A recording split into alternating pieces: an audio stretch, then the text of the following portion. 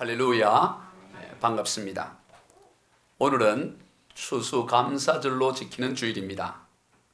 돌아보면 만사가 다 감사거리입니다. 처음에는 문제거리였지만 지나고 보면 다 감사거리였음을 깨닫게 됩니다. 왜냐하면 전능하신 하나님께서 우리와 함께 하시고 어느 것 하나 하나님 몰래 일어난 일이 없기 때문입니다. 모든 것이 하나님의 섭리 가운데 있습니다. 그리고 우리 그리스도인들은 답을 가진 사람들입니다. 모든 인생 문제에 답을 가진 사람들입니다. 답이 무엇입니까? 하나님의 말씀이 답입니다. 왜 하나님의 말씀이 답입니까? 모든 만물이 다 하나님의 말씀으로 지음바 되었기 때문입니다. 그리고 말씀의 실체인 하나님께서는 공간과 시간을 초월해 계시기 때문입니다. 모든 말씀의 실제인 하나님께서는 공간과 시간뿐만 아니라 모든 문제를 초월해 계시기 때문에 그분으로부터 하시는 말씀은 우리 모든 인생의 답이 되는 것입니다. 지상 주차장만 있는 건물에서 주차 자리를 찾지 못해서 애를 쓰는 경우들이 종종 있습니다. 그런데 높은 층의 건물에서 아래를 내려다보면 어디에 주차 자리가 비어 있는지 금방 알 수가 있습니다. 위에서 내려다볼 때 자동차가 지금 있는 현재 위치에서 직진을 내서 좌회전을 하고 그리고 약 15m 정도 가면 오른쪽에 빈자리가 있습니다. 그러나 자동차 안에서는 전혀 보이질 않습니다. 그래서 직진을 해서 좌회전을 한 다음에 15m 가면 오른쪽에 빈자리가 있는데 그만 10m 있어 우회전을 해버립니다. 그러면서 또 빈자리를 찾아 돌아다니는 거죠. 위에서는 빈자리가 어디에 있는지 정확하게 다 보이지만 아래에서는 이미 주차되어 있는 자동차들로 인해서 가려져서 볼 수가 없게 되고 그래서 답답해하는 것입니다. 우리의 인생 문제도 그러합니다. 하나님은 시간과 공간과 환경과 문제를 초월해 계시기 때문에 답을 정확히 아십니다. 틀릴 수가 없어요. 예수님은 하나님의 말씀이 틀리는 것이 천지가 없어지는 것보다 더 어렵다 그렇게 말씀하셨습니다. 왜냐하면 천지 또한 하나님의 말씀으로 이루어졌기 때문입니다. 그러므로 하나님의 말씀은 모든 인생 문제의 답이 되는 것입니다. 인생의 모든 문제에 대해 그러합니다. 한마디의 말씀으로 충분합니다. 하나님의 말씀은 모든 인생의 답이 되는 것입니다. 우리가 믿는 하나님은 말씀하시는 하나님입니다. 문제는 우리가 하나님의 말씀을 들으려고 하지 않는다는 데 있습니다. 하나님의 말씀에 대한 기대가 별로 없습니다. 왜냐하면 하나님께서 나같이 부족하고 허물 많고 잘난 것이 없는 이런 내게 무슨 말씀을 하실까? 그저 내 인생 내가 알아서 가는 것이고 그저 성경이나 또 하나님의 말씀은 참고사항 정도 얘기는 거지. 무슨 하나님께서 나같이 부족한 사람에게 말씀까지 하시겠어? 그것은 다 훌륭한 사람들에게나 하는 거지 하면서 하나님의 말씀에 대한 기대가 없습니다. 그러다 보니 하나님과 친밀감을 가지지 않지요. 너무 멀리 있는 하나님을 인식합니다. 여러분 그렇지 않습니다. 하나님은 우리를 보실 때 있는 모습 그대로 보지 않습니다. 허물 많은 모습으로 우리를 보지 않습니다. 하나님은 우리를 보실 때 언제나 예수 그리스도를 통해서 보십니다. 예수 십자가의 보혈을 통해서 우리를 보시는 것입니다. 그러므로 너무나 귀하게 보이는 것입니다. 스바냐서 3장 17절입니다. 시작. 너희 하나님 여호와가 너희 가운데 계시니 그는 구원을 베푸실 전능자시다. 그가 너로 말미암아 기쁨을 이기지 못하시며 너를 잠잠히 사랑하시며 너로 말미암아 즐거이 부르며 기뻐하시리라 하리라. 하나님은 우리를 바라보시고 기쁨을 이기지 못합니다. 기쁨을 주체하지 못하시며 잠잠히 사랑하시며 즐거이 기뻐 노래 부르신다고 말씀하는 것입니다. 마치 귀여운 손주를 바라보는 나이 많은 할아버지의 마음과 같습니다. 그저 바라보기만 해도 즐겁습니다. 하나님과 우리의 관계의 정체성이 바로 이러해야 합니다. 그런데 많은 이들이 그렇지 못해요. 왠지 하나님으로부터 야단을 맞을 것 같고 책망을 들을 것 같습니다. 그래서 마치 빚진 자처럼 그렇게 살아갑니다. 그래서 하나님과 자신 사이에 두꺼운 벽이, 투명한 두꺼운 벽이 가로놓여져 있습니다. 우리는 믿음으로 그 벽을 무너뜨려야 합니다. 왜 그러한 벽을 스스로 세웁니까? 왜 그러한 벽을 느낍니까? 연약한 자기 자신에게 집중하기 때문입니다. 자신을 묵상할수록 하나님으로부터 멀어질 수밖에 없는 존재임을 깨닫습니다. 그래서 자기를 바라보면 점점 뒷걸음을 치는 것입니다. 하나님을 향해 나아가는 것이 아니라 점점 더 자기를 묵상할수록 뒷걸음 쳐가게 되는 것입니다. 우리는 시선을 자기 자신에게서 돌이켜 하나님께로, 그리스도께로 바꿔야 됩니다. 우리의 연약함을 감당하신 예수 그리스도를 바라보아야 합니다. 하나님은 우리에게 약속하고 있습니다. 이사야 58장 9절과 예레미야 33장 3절입니다. 시작. 내가 부를 때에 나 여호와가 응답하겠고 내가 부르짖을 때에는 내가 여기 있다 하리라. 너는 내게 부르짖으라. 내가 내게 응답하겠고 내가 알지 못하는 크고 은밀한 일을 내게 보이리라. 성경은 이러한 약속들로 가득 차 있습니다. 내게 와서 부르짖으면 내가 듣고 반드시 응답하겠다고 약속하고 있는 것입니다. 성경은 그런 말씀으로 가득 차 있습니다. 이것을 한마디로 말하면 전화해라. 내가 기다릴게. 그렇게 말하는 것입니다. 우리가 하나님께 나가 이런저런 문제를 내어놓고 하나님으로부터 말씀을 듣는 것은 하나님이 더 원하시는 일입니다. 우리가 하나님께 나가는 것보다, 그것을 우리가 원하는 것보다 하나님이 원하는 것이 천배 만배 더 원하십니다. 마치 손주가 할아버지를 원하는 것보다 할아버지가 손주를 더 기다리고 원하는 것과 같습니다. 하나님이 우리를 만나주기를 우리가 원하는 것보다 더욱더 원하십니다. 예레미야 29장 12절로 13절입니다. 너희가 내게 부르짖으며 내게 와서 기도하면 내가 너희들의 기도를 들을 것이요 너희가 온 마음으로 나를 구하면 나를 찾을 것이요 나를 만나리라. 약속하고 있어요. 하나님의 이름을 걸고 약속하고 있습니다. 그러므로 우리는 하나님께 나아가야 합니다. 이것이 우리가 해야 될 가장 본질적인 일입니다. 우리가 이 땅에서 하나님 앞에 할 수 있는 가장 귀한 일, 그것은 바로 하나님 앞에 나아가는 일입니다. 그것을 하나님이 가장 원하시는 거예요. 이사야 55장 1절입니다. 오라 너희 모든 목마른 자들아 물로 나오라. 돈 없는 자도 오라. 너희는 와서 사 먹되 돈 없이 값없이 와서 포도주와 젖을 사라. 하나님께서는 돈 없이 값없이 와서 포도주와 젖을 사라고 말씀하십니다. 그런데 문제는 어떻게 돈 없이 값없이 포도주와 젖을 살 수 있느냐 하는 것입니다. 돈 없이 값없이 그저 가져가라 그러면 말이 되겠지만 돈 없이 값없이 사라고 말하고 있습니다. 앞뒤 말이 맞지 않습니다. 산다는 것은 값을 지불하는 것을 말합니다. 대가를 지불하는 것을 뜻하죠. 그런데 돈 없이 어떻게 값없이 값을 지불할 수 있겠습니까? 돈 없이 어떻게 대가를 지불할 수 있겠어요?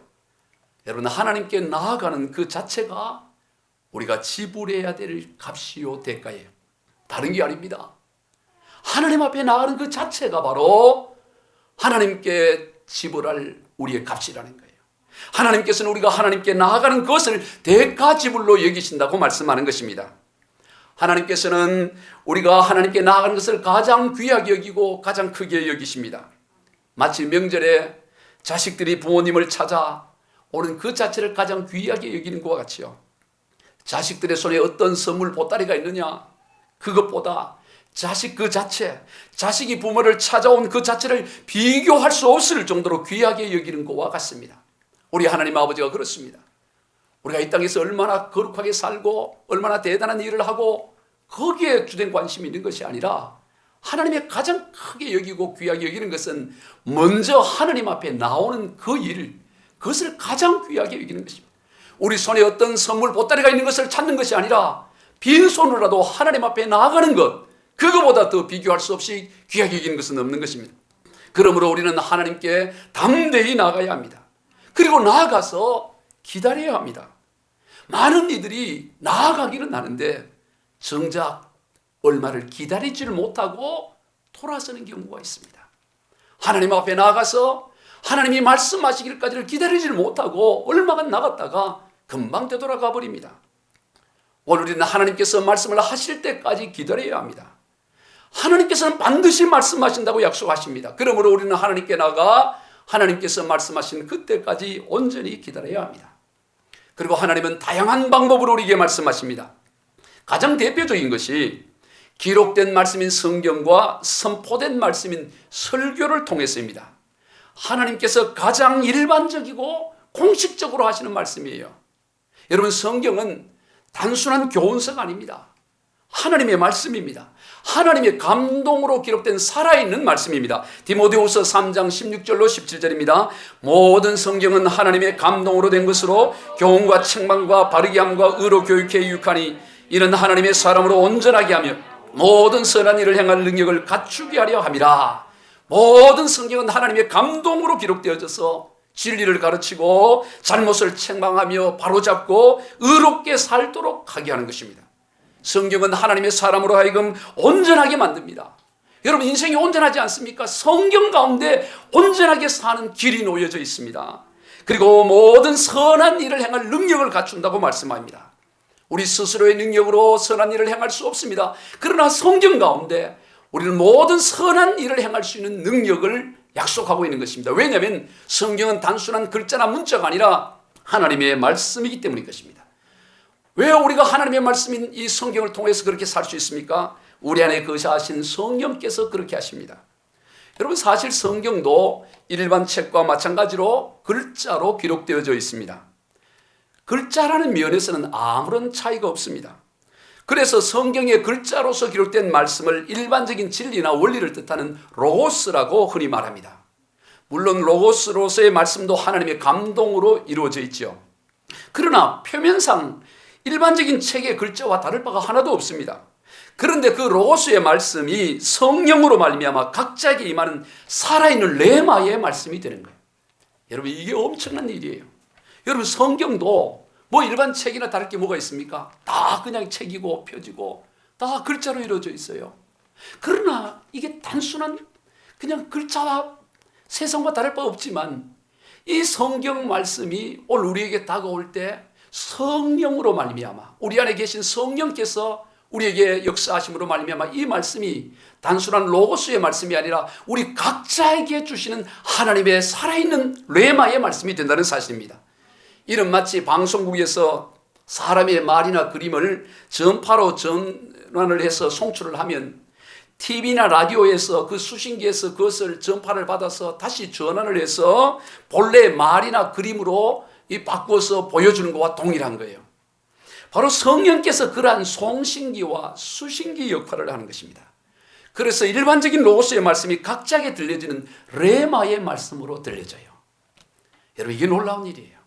여러분, 하나님은 오늘 우리에게 말씀을 하시는데 성경을 통해서 말씀을 하시고 선포되어지는 말씀인 설교를 통해서 말씀하시는데 동일한 성경을 읽어도 동일하게 설교를 들어도 그 말씀이 어떤 사람에게는 살아있는 말씀이 되고 자신의 폐부를 줄이고 자기의 인생을 변화시키는 말씀이 되는 반면에 어떤 에게는 그냥 소리에 지나지 않는 것은 바로 그 안에 우리 안에 거하신 성령께서 역사하시느냐 그렇지 않느냐에 달린 하나님의 영이 우리 가운데서 마치 TV나 라디오의 송신기처럼 그 전파를 전환시켜서 말이 되게 하고 그림이 보여지게 하는 것처럼 하나님의 영 성령께서 우리 안에 거하셔서 그 일을 하게 되면은 하나님의 말씀인 이 성경과 설교되어지는 이 설교를 통하여 놀라운 생명의 말씀, 내게 주신 말씀으로 다가오게 된다는 거예요. 이게 놀라워요. 그러므로 언제나 우리는 성령께서 우리 안에서 역사하시는 그것을 기대하며 하나님의 말씀을 드려야 되는 것입니다. 고린도전서 2장 12절과 요한복음 14장 26절입니다. 시작. 우리가 세상의 영을 받지 아니하고 오직 하나님으로부터 온 영을 받았으니 이는 우리로 하여금 하나님께서 우리에게 은혜로 주신 것을 알게 하려 하심이라. 보혜사 곧 아버지께서 내 이름으로 보내실 성령 그가 너에게 모든 것을 가르치고 내가 너에게 말한 모든 것을 생각나게 하리라. 오늘 우리가 하나님의 영을 받았는데 하나님의 영은 그냥 받고 끝나는 것이 아니라 그분은 우리 안에 거하셔서 하나님께서 우리에게 은혜로 주신 것들을 깨닫고 알게 하신다는 거예요. 모든 것을 생각나게 하고 모든 것을 가르쳐 주신다고 말씀하시는 것입니다. 성령님은 로고스인 하나님의 말씀을 우리의 삶의 실체화가 되게 합니다. 레마의 말씀이 되게 합니다. 그래서 바로 내게 주신 하나님의 말씀이 되게 하는 것입니다. 그러므로 신앙생활은 역동성이 있어요. 기대감이 있습니다. 왜? 하나님의 말씀을 우리가 생생한 하나님의 말씀을 들을 수가 있기 때문에 설교가 기대가 되어지고 예배가 기대가 되어지고 성경을 읽을 때마다 기대가 되어지고 큐티를 할 때마다 기대가 되어지고 왜? 하나님의 말씀이 살아있는 말씀으로 내게 성령께서 역사하시기 때문에 신앙생활은 그저 종교의식이 아니에요. 그저 왔다 갔다 하는 그 생활이 아니라 살아있는 하나님의 말씀을 듣는 살아있는 생명력이 넘치는 삶이 되는 것입니다. 오늘 우리가 그런 기대감을 가지고 가야 되는 거예요. 기독교 역사 가운데 사도 바울 다음으로 지대한 영향을 끼친 이가 바로 성 어거스틴입니다. 그는 회심하기 전까지 세상의 온갖 정욕에 다 빠져 있었습니다. 17살에 한 여자를 만나 동거 생활을 해요.